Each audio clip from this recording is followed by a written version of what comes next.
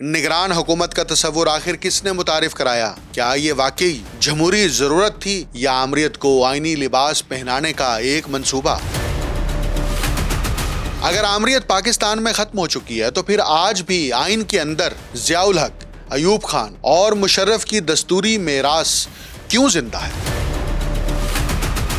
جابرانہ سیاسی ڈھانچہ نو آبادیاتی حکمرانی کا ایک اہم جزو تھا، جس کے ذریعے برطانوی حکومت نے برِ صغیر میں اپنی طاقت کو برقرار رکھا۔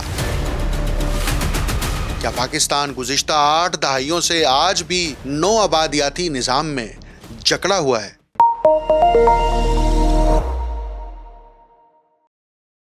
آپ دیکھ رہے ہیں انٹولڈ سٹوری ود ڈاکٹر اکمل سومرو۔ پاکستان میں کیا واقعی صرف حکومتیں بدلی ہیں یا ہر فوجی آمر نے اس ملک کے آئین کو بھی اپنی مرضی کے مطابق لکھا اور دوبارہ لکھا؟ جنرل ایوب خان نے آئین توڑا، جنرل یحییٰ نے آئینی نظام کو تباہی کے دہانے پر پہنچایا، جنرل ضیاء الحق نے آئین میں آمریت کی روح پیوست کر دی، اور جنرل پرویز مشرف نے اسی روایت کو نئی شکل دے دی۔ حیرت انگیز سوال یہ ہے کہ اگر یہ سب آمر تاریخ کا حصہ بن چکے ہیں تو پھر ان کے چھوڑے ہوئے آئینی نقوش آج بھی پاکستان کے نظام پر کیوں مسلط ہیں؟ آخر کیوں ایک ڈکٹیٹر کی گئی ترامیم 4 دہائیاں گزرنے کے باوجود پاکستان کے آئین سے مکمل طور پر ختم نہیں ہو سکی؟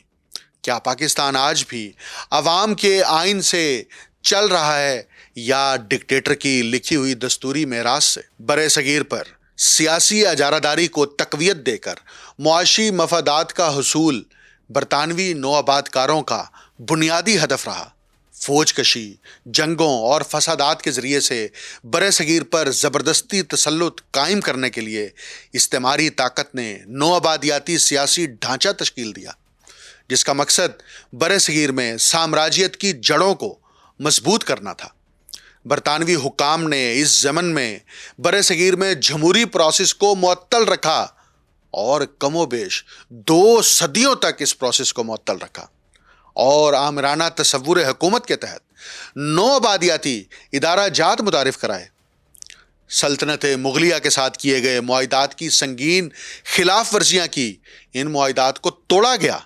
مغل حکومت کے متوازی ایسٹ انڈیا کمپنی نے اپنا عدالتی، قانونی اور انتظامی ڈھانچہ کھڑا کر دیا، اور اس کی ابتدا 1765 میں دیوانی کے اختیارات ملنے کے بعد ہوئی۔ یوں 1765 میں ہی مغل عملداری محض علامتی بن کر رہ گئی۔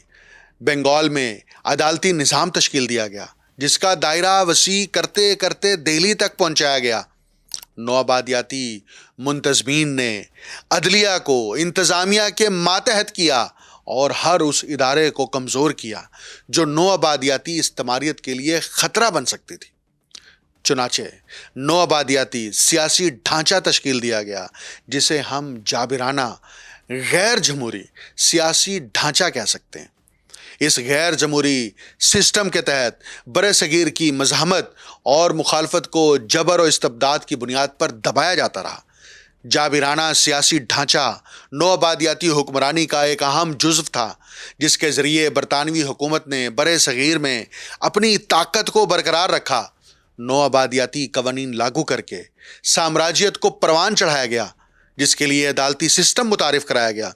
جب عدالت نوآبادیاتی حاکمیت میں رکاوٹ بننے لگی تو حکومت ہند نے قانون کی بالادستی کو معطل کرنے کا حربہ اپنایا، جس کا مقصد قومی جمہوری حقوق کو غصب کرنا تھا۔ برطانوی حکام نے قانون کی حاکمیت کمزور کر کے حکومتی اختیارات کو ترجیح دی۔ عدالتوں پر قدغنیں لگا کر حکومت نے قانون کو اپنے مفادات کے مطابق استعمال کرنا شروع کر دیا۔ برطانوی استبداد کو سیاسی ڈھانچے میں کیسے پیوست کیا گیا؟ پاکستان کے باشعور نوجوانوں کو اس تاریخ کا ادراک ہونا بے حد ضروری ہے، تاکہ پاکستان کے سیاسی اور عدالتی بحران کی نوآبادیاتی ساخت کو سمجھا جا سکے۔ نوآبادیاتی عہد کی پروردہ بیوروکریسی نے قومی اقدار کا تعین تقسیم ہند کے فوری بعد کر لیا۔ یہ اقدار انگریزی طرز حکمرانی سے ماخوذ تھے اور اس میں نو آبادیاتی عہد کی حکمرانی کا تجربہ پاکستان کی بیوروکریسی اور سیاست دانوں کو ورثے میں ملا۔ انڈین انڈیپینڈنس ایکٹ 1947 کے تحت پاکستان نے قانون ہند 1935 کو ملک میں نافذ کیا، اور اس قانون کے تحت جتنے بھی ضابطے تھے وہ بھی منو ان نافذ ہو گئے۔ نو آبادیاتی عہد کے قوانین اور ضابطے محکوم ہندوستانیوں پر حکمرانی کو تقویت دینے کے لیے تھے، تاہم آزاد پاکستانیوں کے لیے بھی محکوم قوم کے ضابطے نافذ کرنا بہت بڑا سوالیہ نشان ہے۔ نو آبادیاتی طرز حکمرانی میں جمہوریت کے مقابلے پر فسطائیت انگریزوں کا نظریہ تھا۔ اسی فسطائیت نے پاکستان میں 1948 سے لے کر 1971 تک براہ راست حکومت کی اور جمہوری اقدار کا راستہ روکے رکھا۔ اس عہد میں پولیٹیکل کلاس کی نشو و نما کو بھی روکا گیا، اور فسطائیت کی نرسری میں جو پولیٹیکل ایلیٹ تیار کی گئی، آج پاکستان اسی ایلیٹ کے ہاتھوں جبر و استبدادیت کا شکار ہے۔ اس کلاس کی جڑیں سماج میں مضبوطی سے پیوست ہو گئی ہیں، اور پاکستان میں فسطائیت پر مبنی ضیاء الحق کا عہد حکمرانی صرف استبدادیت پر مبنی نہیں تھا، بلکہ یہ عہد پاکستان کا سیاح ترین عہد ہے، جس کے دستوری اثرات آج پاکستان کی عوام بھگت رہی ہے۔ جیسے 1971 تک جمہوری انتخابات کا راستہ بند تھا، ایسے ہی 1977 سے 1988 تک بھی جمہوری انتخابات کا سوال توہین امیر المومنین بن گیا۔ پاکستان کے بعض مذہبی رہبروں نے ضیاء الحق کو امیر المومنین تسلیم کر رکھا تھا۔ ان مذہبی کاسا لیسوں کے ساتھ قانون دان بھی ضیاء الحق کی چھتری بن کر ملک کی تباہی کر رہے تھے۔ ان میں ضیاء کے قانونی مشیر AK بروہی اور شریف الدین پیرزادہ بھی تھے۔ 1973 کے دستور پاکستان کو پہلے تو 1985 تک منسوخ رکھا گیا۔ جب دستور کی بحالی کا وقت آیا تو بروہی اور پیرزادہ نے آمریت کے تحفظ کے لیے اپنا ضمیر فروخت کر دیا۔ آئین پاکستان پر ضیاء الحق کے نقوش مرتب کرنے کے لیے دستور پاکستان کی 280 شقوں میں سے 67 شقوں کو تبدیل کر دیا گیا۔ AK بروہی اور شریف الدین پیرزادہ نے ضیاء آمریت کو قوت بخشنے کے لیے نیا آئین تیار کر دیا، جسے RCO کا نام دیا گیا، اور ضیاء الحق نے بطور صدر اسے جاری کیا۔ مارچ 1985 میں جاری شدہ RCO کی متعدد شقیں آج بھی آئین پاکستان کا حصہ ہیں۔ پاکستان پیپلز پارٹی نے 18ویں ترمیم کے ذریعے سے صدر سے اسمبلی توڑنے کا اختیار تو واپس لے لیا، البتہ آئین پاکستان سے ضیاء الحق کے آصیب زدہ سائے کو ختم کرنے کی جرات نہیں کر سکی۔ ضیاء الحق کی آئینی ترامیم میں نگران حکومت کا تصور غیر جمہوری، آمرانہ اور جابرانہ ہے، جس کے تحت ہر 5 سال بعد ملک نگران حکومت کے قبضے میں چلا جاتا ہے، جنہیں جمہور منتخب نہیں کرتی۔ پاکستان میں ضیاء الحق کے بعد سے نگران حکومتیں کون بناتا ہے، کیسے بنتی ہیں اور انہیں کون چلاتا ہے، کیا یہ آئینی سوال پوچھنا بنیادی شہری حقوق کا مطالبہ کرنے کے بھی خلاف ہے۔ غلام مصطفیٰ جتوئی، بلخ شیر مزاری، معین الدین احمد قریشی، ملک مراج خالد، محمد میاں سومرو، میر ہزار خان کھوسو، جسٹس ریٹائرڈ ناصر الملک اور انوار الحق کاکڑ پاکستان کی نگران حکومتوں کے سربراہ رہے ہیں۔ بے نظیر کی حکومت برخاست ہونے کے بعد پہلی نگران حکومت 1990 میں بنائی گئی، اور ہیئت حاکمہ نے غلام مصطفیٰ جتوئی کو نگران وزیر اعظم بنا دیا، اور پھر 9 جماعتوں کے اسلامی جمہوری اتحاد نے نواز شریف کو وزیر اعظم کے عہدے پر بٹھا دیا۔ یوں کہہ سکتے ہیں کہ ضیاء الحق نے جیسے اپنے حکم سے نواز شریف کو پنجاب کا وزیر خزانہ لگایا تھا، ویسے ہی ضیاء الحق کے نگران حکومت کے تصور کا پہلا بینیفیشری بھی نواز شریف تھا۔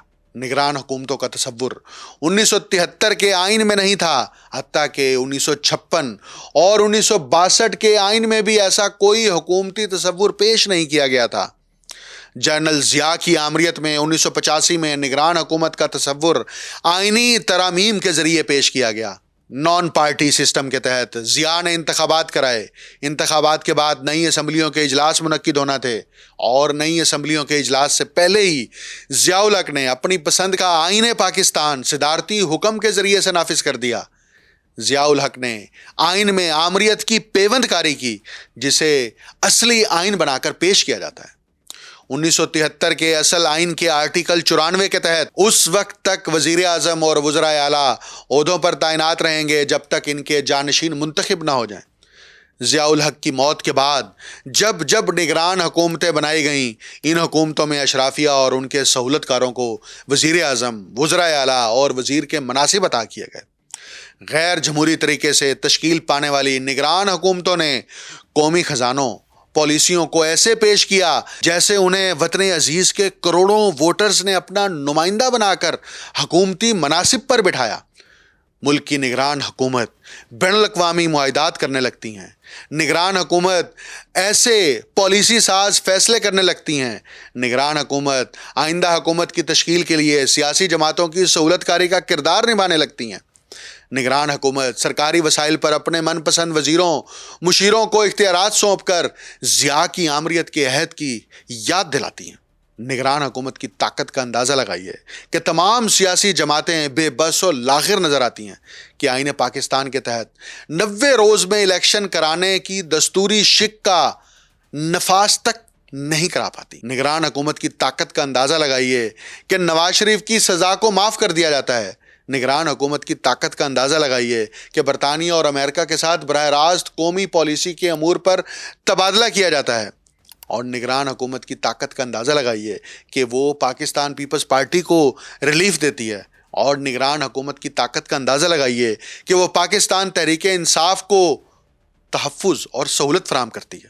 یہ نگران حکومتیں ماضی میں اتنی طاقتور کیسے ہوتی رہیں کہ ریاست پاکستان کے آئین کو معطل کر کے رکھ دیا گیا. الیکشن کمیشن اگر آئین پاکستان پر عمل درآمد کرنے سے گریزاں ہے تو نگران حکومت کے پاس باقی تمام اختیارات ہیں تو الیکشن کمیشن سے جواب طلبی کا اختیار نہیں ہوتا. ماضی میں اگر نگران حکومتیں اس معاملے پر کمزور رہی ہیں تو کیا آئین کے تحت طاقتور ادارہ عدلیہ بھی اس حد تک کمزور اور لاغر رہا ہے کہ وہ آئین پاکستان پر عمل درآمد نہ کرا سکے؟ آخر کون ہوگا جو ضیاء الحق کے نافذ کردہ نگران حکومتوں کے سیٹ اپ کو چیلنج کر کے ملک میں جمہوری اور دستوری حکومت قائم کر سکے؟ عوام نہیں تو کون کرے گا؟ پاکستان کی تاریخ محض فوجی مداخلتوں کی تاریخ نہیں بلکہ آئین کے ساتھ مسلسل چھیڑ چھاڑ، اسے معطل کرنے، اپنی خواہشات کے مطابق ڈھالنے اور پھر اسے قانونی شکل دینے کی تاریخ بھی ہے. جنرل ایوب خان نے 1956 کے آئین کو منسوخ کر کے یہ نظریہ متعارف کرایا کہ عوام کی رائے سے زیادہ اہم ریاستی اشرافیہ کی حکمرانی ہے. 1962 کا آئین دراصل ایک صدارتی آمریت کو آئینی جواز فراہم کرنے کی کوشش تھا جس میں عوامی حاکمیت کو محدود کر کے اقتدار کو ایک فرد کے گرد مرکوز کر دیا گیا. اس کے بعد جنرل یحییٰ خان نے آئینی عمل کو مزید تباہ کیا اور ملک کو ایسے سیاسی بحران کی طرف دھکیل دیا جس کا انجام سقوط ڈھاکہ کی صورت میں نکلا. 1973 کا آئین پاکستان کے عوام اور وفاق کی مشترکہ سیاسی دانش کا حاصل تھا مگر جنرل ضیاء الحق نے اسے محض ایک دستاویز سمجھ کر اپنے اقتدار کی ضرورتوں کے مطابق تراشنے کا عمل شروع کیا. ضیاء الحق نے صرف مارشل لا نافذ نہیں کیا بلکہ آئین کی روح کو بدلنے کی کوشش کی.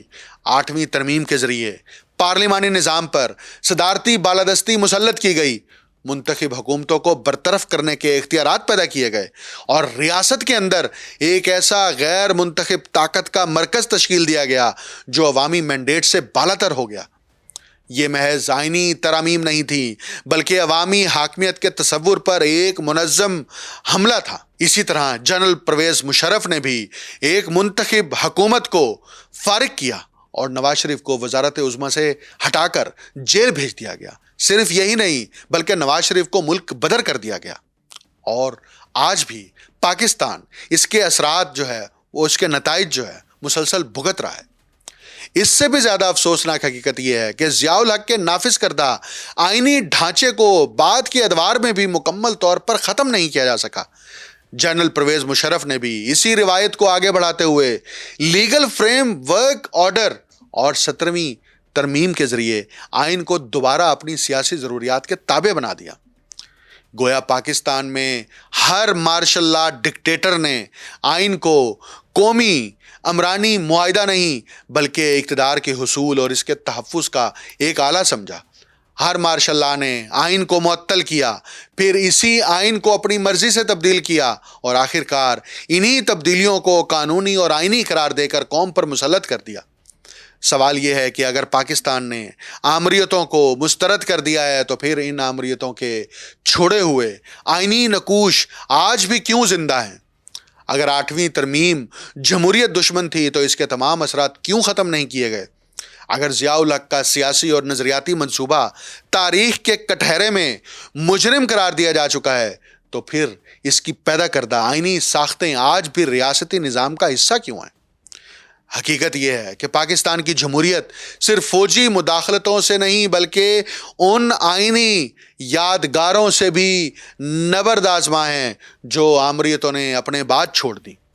جب تک آئین کو اس کی اصل جمہوری روح کے مطابق بحال نہیں کیا جاتا تب تک پاکستان رسمی طور پر جمہوری مگر عملی طور پر نو آبادیاتی اور آمرانہ ریاستی ڈھانچے کے حصار سے مکمل طور پر آزاد نہیں ہو سکے گا۔ یہی وجہ ہے کہ ضیاء الحق کی آئینی ترامیم کا سوال محض ماضی کا سوال نہیں بلکہ پاکستان کے مستقبل کا سوال ہے۔ ایک آمر کی نافذ کردہ شکیں اگر 4 دہائیوں بعد بھی سیاسی نظام کی ڈائریکشن متعین کر رہی ہوں تو اس کا مطلب یہ ہے کہ آمریت ختم نہیں ہوئی بلکہ اس کی روح مختلف ادارہ جاتی شکلوں میں آج بھی زندہ ہے۔ پاکستان کی حقیقی دستوری آزادی اس دن مکمل ہوگی جب آئین کو کسی جنرل، کسی بیوروکریٹ یا کسی غیر منتخب قوت کی نہیں بلکہ صرف عوام کی مرضی کا مظہر تسلیم کیا جائے گا، اور یہی آئین پاکستان ایک روشن اور مضبوط پاکستان کا ضامن بنے گا۔ مجھے ڈاکٹر اکمل سمرو کو اجازت دیجیے۔ اللہ حافظ۔